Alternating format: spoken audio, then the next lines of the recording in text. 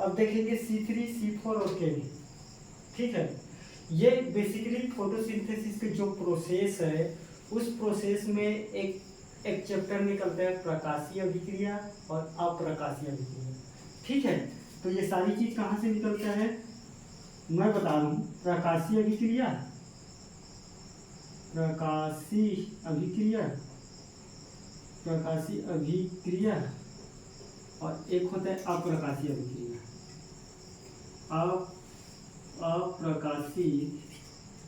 अप्रकाशीय अभिक्रिया। देख, फोटोसिंथेसिस के 3 प्रोसेस होता है। 3 प्रोसेस में 2 प्रोसेस के लिए लाइट का जरूरत रहता है, मतलब बोला जाए तो ये रहता है लाइट का जरूरत। और जो लास्ट का जो फोटोसिंथेसिस का प्रोसेस है CO2 वाला, तो वो बेसिकली CO2 वाला में ऐसा नहीं है कि उसमें लाइट का जरूरत नहीं है, क्योंकि दिन में भी करते रहता है लाइट का करके, बाकी वो एकदम कम रूप में करता है फोटोसिंथेसिस। तो उसी के पर्सपेक्टिव पे लाइट डिपेंडेंट और लाइट इंडिपेंडेंट करके बोलते हैं ना। एक को हिल रिएक्शन, एक को ब्लैकमैन रिएक्शन बोलते हैं। तो ब्लैकमैन रिएक्शन क्या है? अप्रकाशीय वाला है, अप्रकाशीय वाला है ब्लैकमैन। हिल प्रकाशीय अभिक्रिया है जिसके लिए लाइट जरूरत पड़ता है, दिन में करता है ये वाला फोटोसिंथेसिस।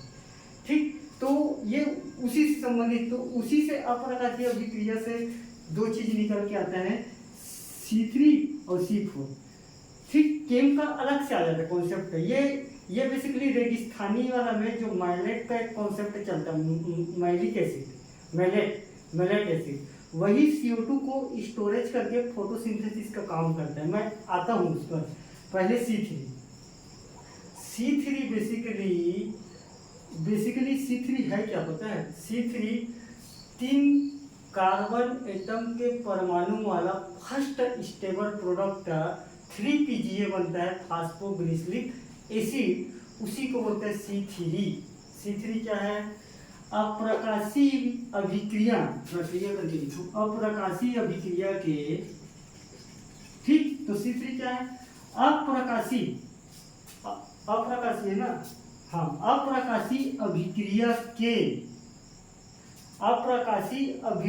के ब्लैकमैन रिएक्शन के फर्स्ट स्टेबल, ये एकदम सटीक है ये वाला परिभाषा। तो C3 क्या है? अप्रकाशीय अभिक्रिया के प्रकाशीय अभिक्रिया के ब्लैकमैन रिएक्शन। ब्लैकमैन एक साइंटिस्ट है, ठीक, ये साइंटिस्ट का नाम ब्लैकमैन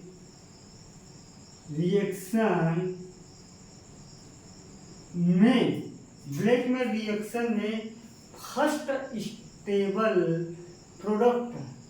ठीक, फर्स्ट प्रथम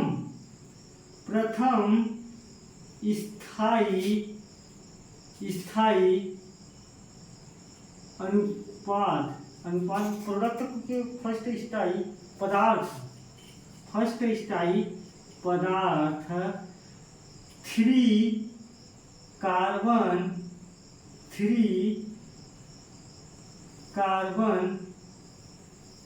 परमाणु के फास्फोग्लिसरिक एसिड बनता है, ग्लिसरिक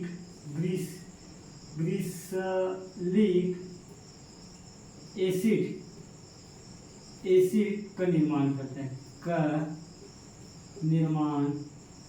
करता है, उसको बोलते हैं C3 प्लांट, C3। ठीक है, C3 क्या है? अप्रकाशीय अभिक्रिया के ब्लैकमैन रिएक्शन में फर्स्ट स्थायी पदार्थ 3 कार्बन परमाणु के फास्फोग्लिसरिक एसिड का निर्माण करता है, उसको बोलते हैं C3। बात समझ में आया? C3 क्या है? ठीक, तो C3 होता क्या है? एटमॉस्फेयर में CO2 है। ठीक, इसका साइकिल मैं लिख के सेंड कर दूंगा, डेफिनेशन आप यहाँ से लिखिएगा, मैं साइकिल सेंड कर दूंगा। जैसे कि एटमॉस्फेयर में CO2 है, तो इस CO2 को पकड़ने वाला एक एंजाइम रहता है, रूबिस्को एक एंजाइम है।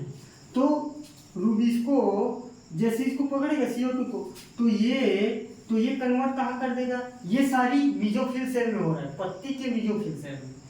मेरा नहीं बताने का कारण क्या है पता है, क्योंकि मैं अगर फिर मीजोफिल सेल क्या है बोलोगे, बोलोगे कि नहीं बोलोगे, तो मैं लिख के तो भेज दूंगा, जिसको पढ़ना है पढ़ लेना, या तो मैं अंतर बताऊंगा लास्ट में तीनों का, उसी को पढ़ लेना और उसी को छाप के आ जाना, सरल सरल बताऊंगा अंतर, आप समझ जाओगे लोकल भाषा। तो ये रूप इसको CO2 को पकड़ता है, ठीक पकड़ेगा, और ये 3PG8 कार्बन का फर्स्ट स्टेबल स्थायी अनुपात बनाएगा, इसको बोलते हैं C3। 3 कार्बन परमाणु, ये 3 एटम कार्बन परमाणु रहता है, फास्फोग्लिसरिक एसिड, ठीक। ये सारी चीज मीजोफिल सेल में हो रहा है, पत्ती के, ये पत्ती में हो रहा है, ये C3 सारी चीज। यहाँ इधर उधर सोचना मत सर कहाँ हो रहा है, इधर ये पत्ती में हो रहा है भैया, मीजोफिल सेल में, यहाँ नहीं हो रहे, ठीक है। उसको बोलते हैं C3, ठीक। जो बेसिकली C3 यार, इसका सूत्र क्या है, एक मिनट देख लेता हूँ सूत्र, ठीक है। C5H7O7P, ठीक। ये C3 का ये है फास्फोग्लिसरिक एसिड का, फास्फोग्लिसरिक एसिड, ठीक। ये सूत्र है, यही चीज निर्माण हो रहा है, बात समझ में आ रहा है, लिख लोगे C3। उसके बाद मैं डेफिनेशन सभी का बताऊंगा क्या है एक्चुअल में ये डेफिनेशन होगा, और अंतर बताऊंगा, तो सारी चीज को छाप के आना है वैसी। जिसको साइकिल चाहिए सेंड कर दूंगा, या किसी भी बुक में देख लेना, cycle C3 cycle C4 cycle, यही है एक्चुअल में C3 साइकिल C4, यही चीज बना है रूबिस्को के हेल्प से, ठीक है। अब C4 क्या है, C4 साइकिल क्या है, अप्रकाशीय अभिक्रिया के लाइट रिएक्शन के ब्लैकमैन रिएक्शन में सबसे पहला उत्पाद 4 कार्बन परमाणु का बनता है ऑक्जिलो एसिटिक एसिड। तो अप्रकाशीय अभिक्रिया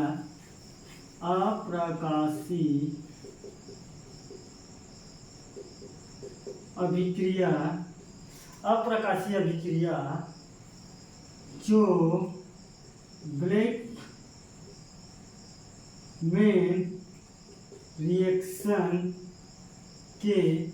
रिएक्शन के फर्स्ट स्टेबल प्रोडक्ट, प्रथम स्थायी अनुपात, ब्लैकमैन रिएक्शन में प्रथम स्थायी अनुपात। इसके बाद स्टेज पढ़ेंगे तो मजा आएगा, थोड़ा समय लग रहा है मेरे को, ये तुमको इसको बताना चाहिए ये क्या है करके, क्योंकि ये तुम्हारे सिलेबस में फिर नहीं है, कोई मतलब का नहीं है उसको बताने से। इसी कारण मैं लिखा हूँ कि फोटोसिंथेसिस का प्रोसेस 2 प्रोसेस में होता है, एक प्रोसेस ये है, एक प्रोसेस ये है, और दूसरा प्रोसेस में प्लांट को ये रहता है कि तुम कौन से साइकिल में जाओगे, तुम कौन से साइकिल में जाओगे, सारी चीज फोटोसिंथेसिस करने के लिए, तो अलग अलग साइकिल घूमता है, ठीक। तो प्रथम स्थायी अनुपात 4 कार्बन एटम के बनते हैं, 4 कार्बन एटम्स के बनता है, ठीक। 4 एटम कार्बन के बनता है,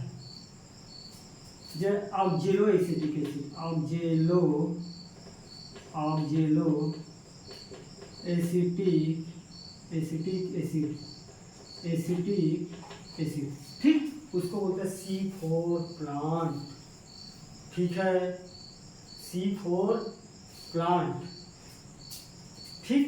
C4 प्लांट फर्स्ट टेस्ट, इसका फार्मूला है C4H4O5, इसको बोलते हैं ऑक्जिलो एसिटिक एसिड। आप सूत्र लिखो, चाहिए लिखो, यही है। दुनिया के पृथ्वी में इसका संख्या 3% के आसपास है C4 प्लांट का, ठीक। तो आप एक पॉइंट और लिखो इसमें, दुनिया नहीं, पृथ्वी पर पाए जाने वाला जाने वाला 3% प्लांट है C4 में, प्लांट। ठीक, एग्जाम्पल जैसे कि एग्जाम्पल में आप लिखो ज्वार बाजरा मक्का गन्ना, C4 का ज्वार बाजरा मक्का गन्ना। ठीक, एग्जाम्पल में तो 3 पॉइंट यहाँ है C4 में, बात समझ में आया? C4 में 3 पॉइंट यहाँ एकदम क्लियर है यहाँ तक। अब बेसिकली ये बंडलशील से लीजोफिल से जब मैं डिफरेंस लिख के रखूंगा तो मैं वहाँ समझा दूंगा। ठीक, और C3 में एक पॉइंट और लिखिए आप कि पृथ्वी पर पाए जाने वाला 87% पादप प्लांट में C3 पौधे होते हैं। दुनिया या पृथ्वी पर जितने भी पादप प्लांट पाया जाएगा उसमें से 87% पौधा में C3 होगा। ठीक है, जैसे कि गेहूं, धान, पालक, एमरेंथेनस, जो भी चीज़ हो एग्जाम्पल में, तो मैं मुंह से बोल रहा हूँ, आप लिख लेगा 87% पादप C3 प्लांट के अंतर्गत आता है। अब मैं केम का कॉन्सेप्ट तो बता देता हूँ, उसके बाद तीनों का 55 अंतर डिफरेंस लिख दूंगा और बात समाप्त करेंगे। तो हमारा फोटोसिंथेसिस C3 केम इसके बीच में आ जाएगा। जिसको समझ नहीं आ रहा है लेक्चर को एक बार और सुन लेना। आपको लग रहा है प्रकाशी ब्लैक में रिएक्शन क्या है करके, तो आप सिर्फ ये जानो कि फोटोसिंथेसिस में 2 प्रकार बस होता है। उसी में रिएक्शन में एक रिएक्शन है ब्लैक में रिएक्शन करके, उसी के थ्रू हो रहा है ये सब चीज़ करके।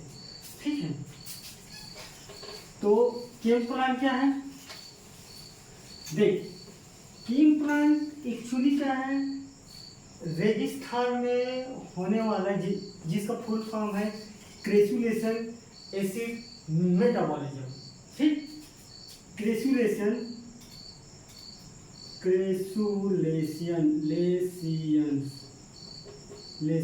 एसिड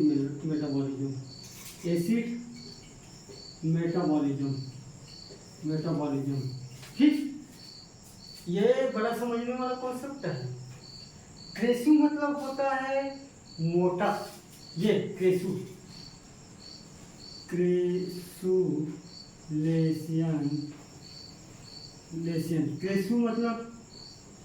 क्रेसु मतलब होता है मोटा जिसको बोलते हैं थिक।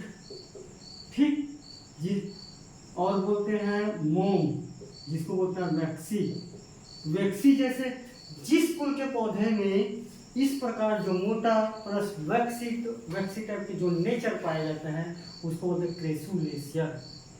ठीक है, अब एक्चुअली होता क्या है, इस प्रकार का प्लांट का सर्वाइव करना बड़ा दिक्कत है क्योंकि ये मोटा है, CO2 को एब्जॉर्ब तो करता है।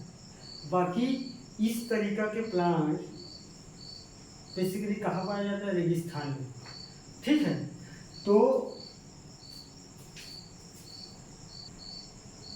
तो मैं क्रेसुलेशन में कहा था मोटा और ठीक में था। ठीक है, ऐसे में होता है मोटा और ठीक में होता है केम का कॉन्सेप्ट था। एक कॉन्सेप्ट, बाकी चीज को छोड़ के आप सुनो बस। एक होता है रेगिस्तान, यहीं से निकलेगा पूरा चीज। क्रेम का कॉन्सेप्ट यहीं घूमता है। रेगिस्तान, ऐसा प्लांट रेगिस्तान में ज्यादा पाया जाता है, ये मान के चलो क्रेसुलेशन रेगिस्तान। तो रेगिस्तान में क्या है? जहाँ ताप अधिक हो। रेगिस्तान का मतलब क्या है? जहाँ प्लांट की मात्रा कम हो, जहाँ ताप अधिक हो, टेम्परेचर संबंधी एयर ज़्यादा हो। ठीक, तो ताप अधिक हो। ठीक है, ताप संबंधी एयर हवा, ताप वाला हवा की ज़्यादा चलता है कि नहीं चलता है? ठीक है, ताप के साथ साथ एक चीज और है, शुष्क तापमान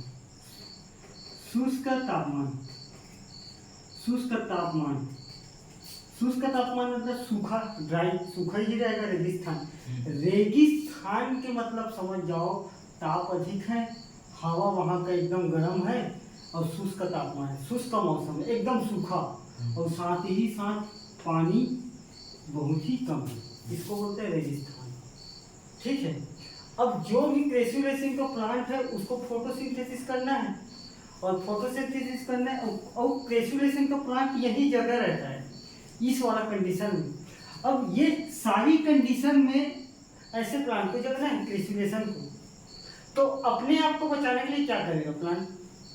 अपने आप को बचाने के लिए जी, अगर कोई मान लीजिए मैं यहाँ से खींच के बोलता हूँ कि प्लांट को बचाना है ये सारी चीज से, ये सारी चीज अल्टीमेटली नहीं होगा तो फोटोसिंथेसिस दर हमारा अच्छा होगा। ठीक, तो अगर बचाना है प्लांट को, पौधे को बचाना है तो बचाने के लिए क्या करेगा प्लांट? अपना लीफ का साइज कम कर लेगा भाई, लीफ का साइज कम करेगा तब ना ट्रांसपीरेशन ये होगा। देख ट्रांसपीरेशन मैं शुरू में बोला हूँ, ट्रांसपीरेशन किसी भी प्लांट के लिए बहुत ही अति आवश्यक है। अगर ट्रांसपीरेशन वाष्पोत्सर्जन अगर नहीं होता है तो फिर ये दिक्कत आ जाएगी आपके प्लांट में। तो सबसे पहले क्या करेगा? लीफ के साइज को कम कर देगा, पत्ते के साइज को कम कर देगा, पत्ते की क्षेत्र को कम कर देगा, तो फोटोसिंथेसिस कम करेगा। उसके बाद क्या करेगा? अपने कई ऐसे ब्रांचेस को कांटानुमा करेगा, फोड़नी बोलते हैं जिसको, कांटा का निर्माण करेगा। भाई कम से कम अपने आप को जीवित रखने के लिए कम से कम करेगा नहीं प्लांट, ये दशा अपनाता है प्लांट, अपने आप को कांटेदार कर देगा, कांटेदार, जिसमें बोलते नहीं कि रेगिस्तान में फोटोसिंथेसिस रेस्पिरेशन कांटेदार में होता है करके, तो ये सारी कॉन्सेप्ट इसी से निकलेगा। कैसे निकलेगा? कांटेदार होता है, कांटेदार होता है। ठीक, कांटेदार के साथ साथ क्या करेगा? ब्रांच मत पूरा छोटा हो जाएगा, शाखा छोटा होता है। ठीक, शाखा छोटे होने के बाद क्या कर लेगा? पत्ती अपने आप को मोटा कर लेगा, पत्ती क्या करेगा? पत्ती मोटा कर लेगा अपने आप को जीवित रखने के लिए। अगर ये सारी चीज करेगा तभी इस कंडीशन में जी पाएगा, क्योंकि अगर मान लीजिए पत्ती बड़ा है और दिन में अगर मान लीजिए पत्ती बड़ा है, दिन में अगर यहाँ टेम्परेचर बढ़ा है, यहाँ ताप, तो सारी पानी वाष्पोत्सर्जन में उड़ जाएगा और धड़ाक से क्या करेगा? गिर जाएगा। गिरेगा कि नहीं गिरेगा? मर जाएगा प्लांट जब पानी मुँह धो के आ जाए। ठीक है, तो धड़ाक मतलब पूरा अगर मान लो जाए, अगर रेगिस्तान में अगर मान लो जाए बचाना है, लीफ के एरिया साइज सब चीज को बचाना है, तभी प्लांट अपने आप को ही बचा पाएगा, नहीं तो प्लांट मर जाएगा। तो लीफ के साइज को छोटा कर देगा, लीफ को मोटा करेगा, तो मोटा करेगा तो ट्रांसपीरेशन कम होगा। साथ ही साथ वैक्स का निर्माण कर देगा। वैक्सी मतलब एकदम ये वाला जी लिक्विड वाला लेयर, वैक्सी का निर्माण कर देगा। ठीक, तो ये सारी चीज करेगा केम प्लांट। देख केम मतलब रेगिस्तान, जेरोफाइल बोलते हैं इसको। जेरोफाइल का मतलब क्या होता है? जहाँ टेम्परेचर अधिक हो, हवा अधिक हो, सूरज का तापमान अधिक हो, पानी का कम मात्रा हो, इस कंडीशन में किसी भी प्लांट को फोटोसिंथेसिस करना है। इस कंडीशन में, तो इस कंडीशन में फोटोसिंथेसिस करने के लिए क्या अनुकंधा अपनाएगा प्लांट अपने आप में? पत्ते को छोटा कर लेगा तो ट्रांसपीरेशन नहीं होगा, तो पानी ज़्यादा लॉस नहीं होगा, तो प्लांट जिंदा रहेगा कि नहीं रहेगा? सामान्य से सोचो। सेकंड चीज, कांटेदार करेगा प्लांट अपने आप को, तो ट्रांसपीरेशन का मात्रा कम हो जाएगा। नहीं तो तुम अगर मान लो इतना टेम्परेचर में अगर पत्ती बड़ा है, ट्रांसपीरेशन पूरा हो जाएगा, पानी पूरा सूख जाएगा, प्लांट मर जाएगा। अल्टीमेटली हमको फोटोसिंथेसिस करवाना है। इससे कैसे करवाना है मैं बता रहा हूँ। ठीक, उसके बाद शाखा छोटा करेगा, तो शाखा छोटा करेगा तो कहीं ना कहीं ट्रांसपीरेशन कम होगा, लेंटिकुलर ट्रांसपीरेशन कम होगा। पत्ती मोटा रहेगा, गद्दा रहेगा तो ऊपर के पोर्शन से ही होगा ट्रांसपीरेशन, नीचे के पोर्शन से नहीं होगा। अल्टीमेटली 90% पानी से ही बना है। सेल में पानी है ना, प्लांट के पढ़े हो ना। ठीक, और तीसरा का वैक्स का निर्माण करेगा। तो जैसे कि वैक्स का निर्माण करेगा लिक्विड चिपचिपा पदार्थ, तो जो सनलाइट आएगा भेदन करेगा, भेदन करने के बाद वापस चले जाएगा जी। ठीक, क्योंकि लिक्विड है ना, लिक्विड से चले जाएगा वापस। अब यहाँ तक हो गए, यहाँ तक एकदम क्लियर है। अब जो भी प्लांट रहता है, ये सारी चीज कंडीशन के लिए केम प्लांट एक मैलिक एसिड का निर्माण करता है। ये सारी चीज को बचाकर CO2 को एब्जॉर्ब करने के लिए प्लांट अपने अंदर मैलेट एसिड का निर्माण करता है। ठीक है,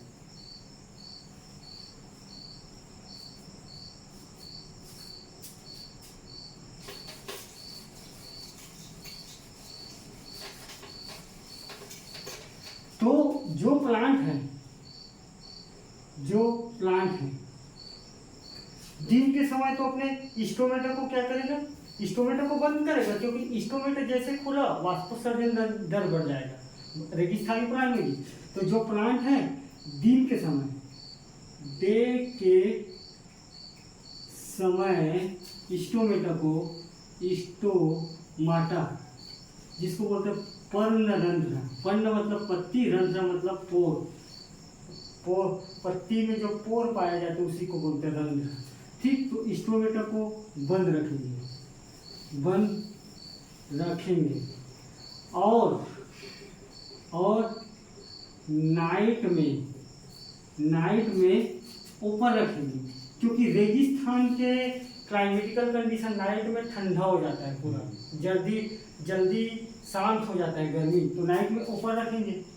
तो नाइट में ऊपर रखेंगे और नाइट में CO2 प्लांट बहुत सारा प्लांट में छोड़ता है, तो CO2 के उसी टाइम नाइट में ऊपर रखेंगे और CO2 को नाइट के समय मैलेट एसिड का निर्माण करके CO2 को एब्जॉर्ब करके रखता है।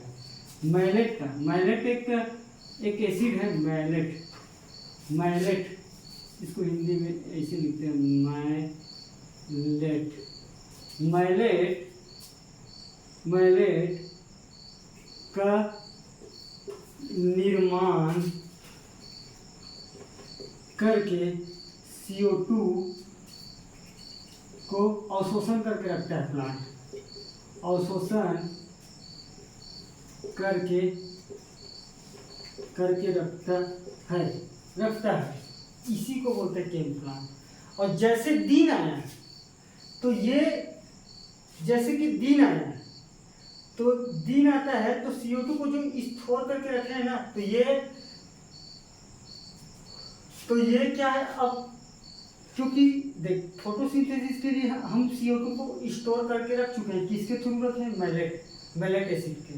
मैलेट प्रकाश प्लांट में बनता है, मैलेट कौन से पूरा प्लांट में बनता है, क्रेसुलेशियन में। तो अब हमको फोटोसिंथेसिस करना है, तो फोटोसिंथेसिस करने के लिए हमको सुबह तक वेट करना पड़ेगा कि नहीं पड़ेगा।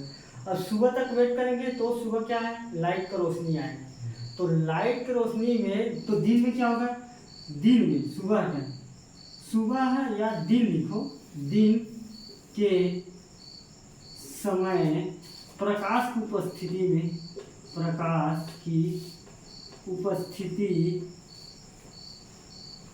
में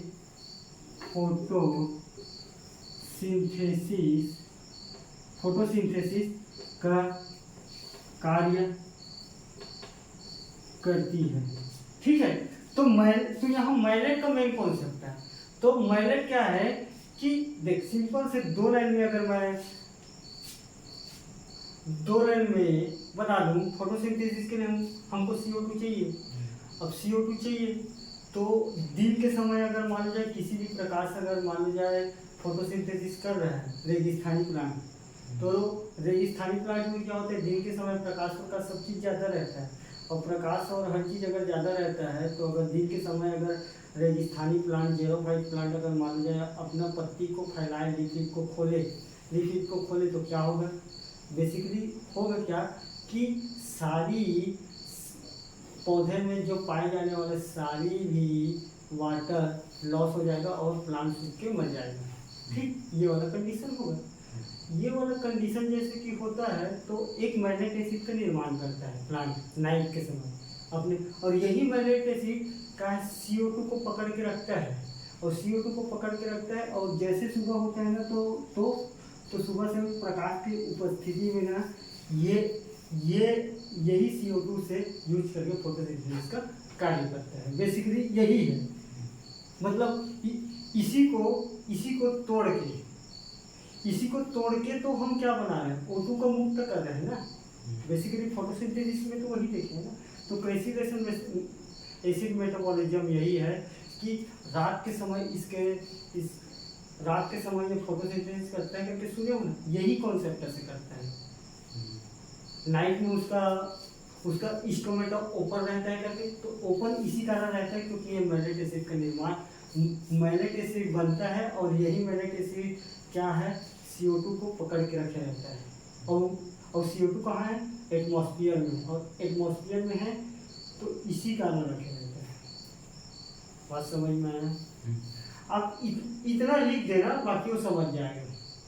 मैं एक आध दिन इसके बारे में पूरे चर्चा करूंगा, क्या होता है, कैसे होता है, कैसे प्रोसेस होता है, क्योंकि मैं काट के बता रहा हूँ तो इधर उधर थोड़ा शब्द होगा। मतलब यही है, ये जो लिखा हूँ उसका मतलब यही है, यही जो मैं बोलना चाह रहा हूँ। अंतिम निष्कर्ष में यही निकलेगा केम। ठीक है, तो केम समझ में आगे।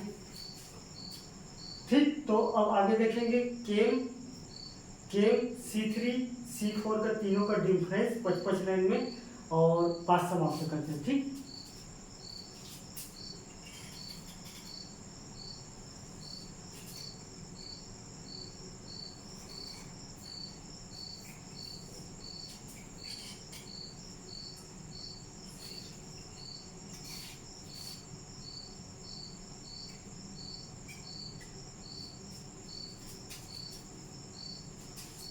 गप लिख देता हूँ क्या क्या है।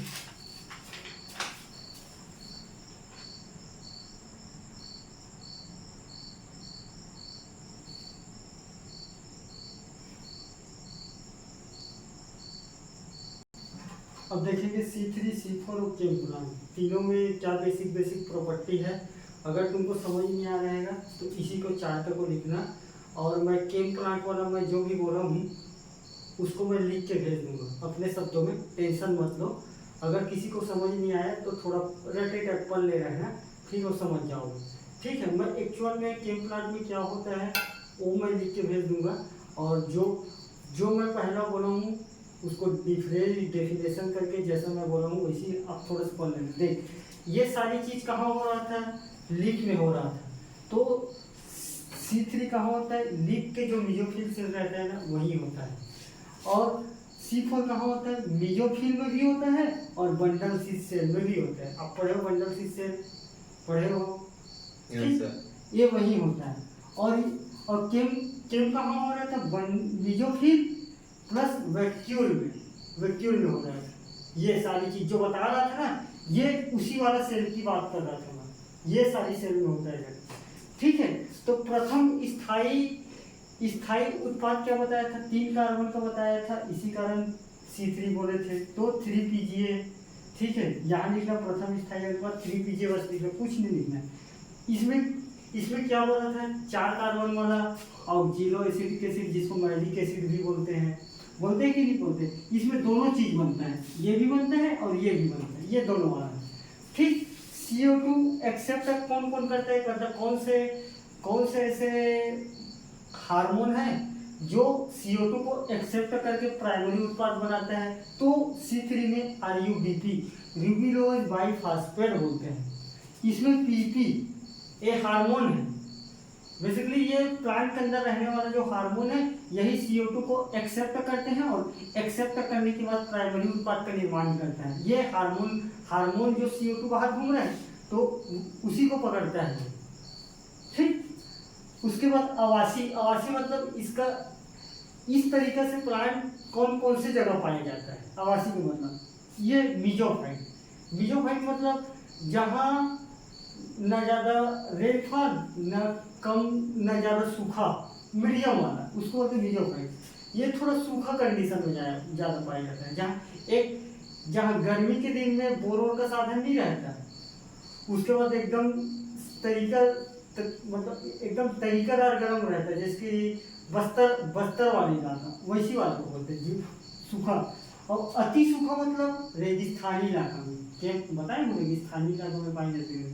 ठीक, इसका वाटर यूज इफिशिएंसी, जल धारण क्षमता किसका ज़्यादा रहता है, कौन से प्लांट का रहता है, C3 का रहता है कि किसका रहता है, इसका कम रहता है। जैसे कि राइस क्या है, C3 प्लांट है एग्जाम्पल में राइस, तो राइस क्या करता है, लीचिंग ज़्यादा करता है। राइस है, पालक है, गेहूँ है, पृथ्वी में 87% पाए जाने वाले पौधे C3 प्लांट होता है। एक लाइन में इसी का नाम बोला था, मैं ज़्यादा एग्जाम्पल नहीं लिखूंगा, राइस पालक गेहूँ करके लिख लेना, ठीक है। इसका कम रहता है, इसका थोड़ा ज़्यादा रहता है, ये वाला है ना, ये ज़्यादा, ठीक, ये ज़्यादा रहता है, ये ज़्यादा रहता है, इसका थोड़ा से ज़्यादा, क्योंकि सूखा है तो जितना पानी रहेगा वो ठीक से खींच के अपना प्रोसेस में लेगा ना, अपने आप को बढ़ाने में। ये ज़्यादा सूखा ही रहेगा, ठीक, ये अति ज़्यादा रहेगा इसका जल धारण क्षमता, क्योंकि यहाँ पानी कम है, जैसे मिलेगा ये ले लेगा अपने अंदर, ठीक। उस वजह से तो तापमान C3 प्लांट का कैसे रहता है, 10 से 25 डिग्री के आसपास रहता है, 30 से 45, हाँ 35 है, नहीं यार 35 नहीं है, 35 नहीं, तापमान तो मेरे को डाउट लगा इसका,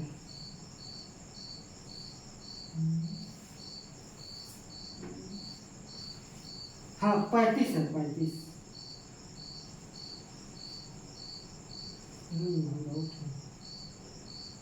हाँ 35 है।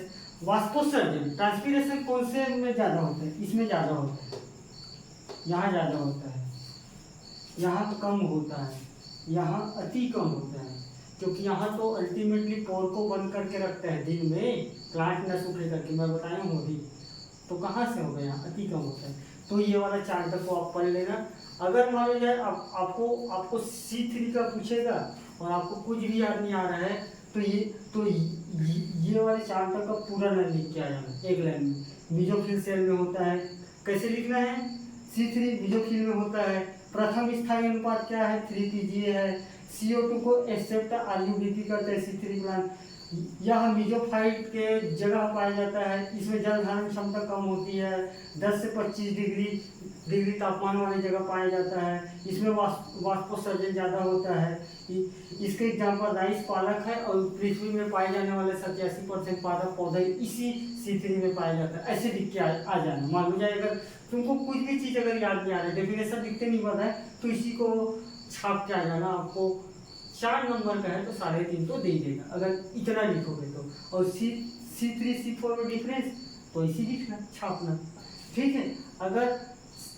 अगर तीनों के बारे में समझाइए बोलेगा, मान लो जैसे समझाइए करके बोला है, तो इसी को कंप्लीट छाप के आना है, बस छाप के आना है, कुछ नहीं करना है। डेफिनेशन में मत जाओ, किसी में मत जाओ, कुछ में मत जाओ, इसी को छाप दो, 4 में 4 नंबर मिलेगा, क्योंकि 4 डेफिनेशन तुमको बताना है, 4, यहाँ तो तुम 7 बता रहे हो, ठीक है। यहाँ तक बात समाप्त करते हैं।